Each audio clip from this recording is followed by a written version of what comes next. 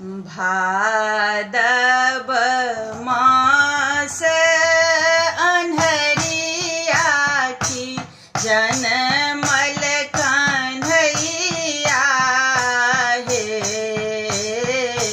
भादव मास अन्हरिया की जनमल कन्हैया हे।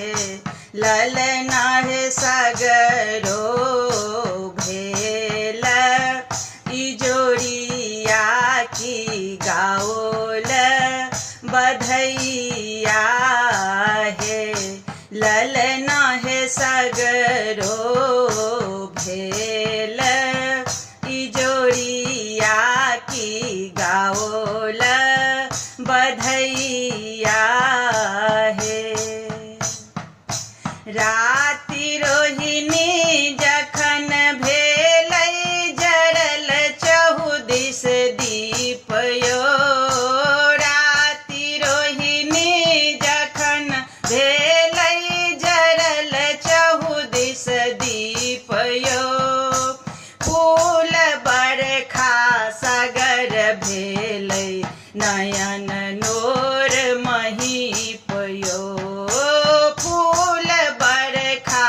सगर भेलै नयन नोर महीप यो। खुजी गेल जहलक ताला पहरुआ मातल हे।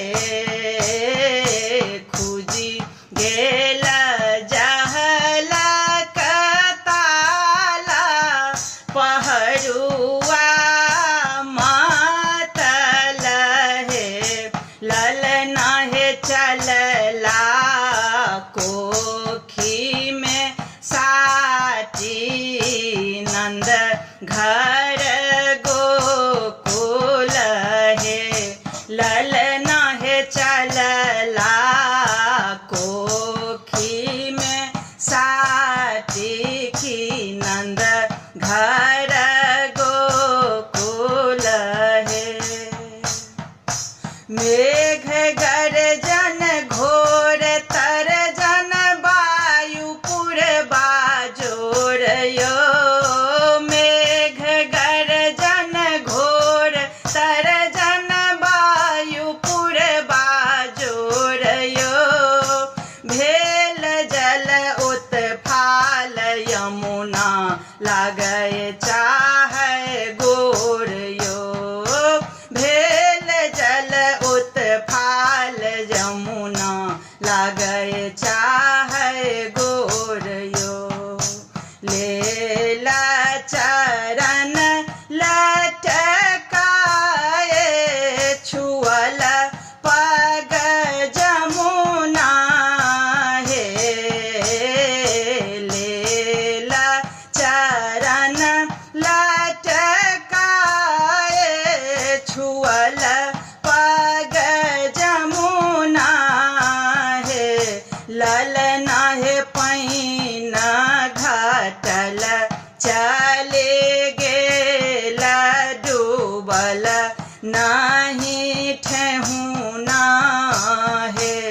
ललना है पैना घाटल चले गेल डूबल नाही ठेहुना है। जाए हरि वसुदेव देलन नंद रायक कोर यो। जाए हरि वसुदेव देलन नंद रायक कोर यो। गोपपति निज सुता देलन हरख दिग में नूर यो। गोपपति निज सुता देलनि हरख दिग में नूर यो। जसोमती उठी के निहार मगन हिये साथ हे।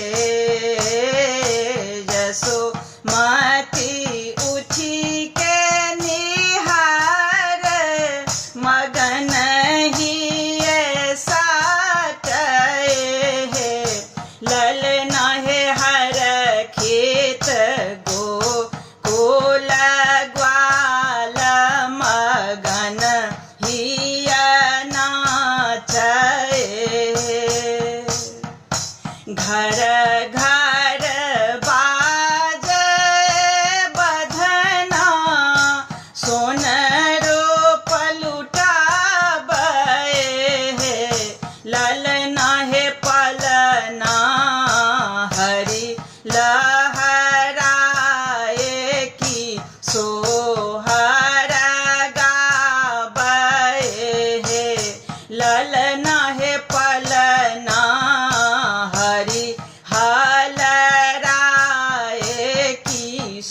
हो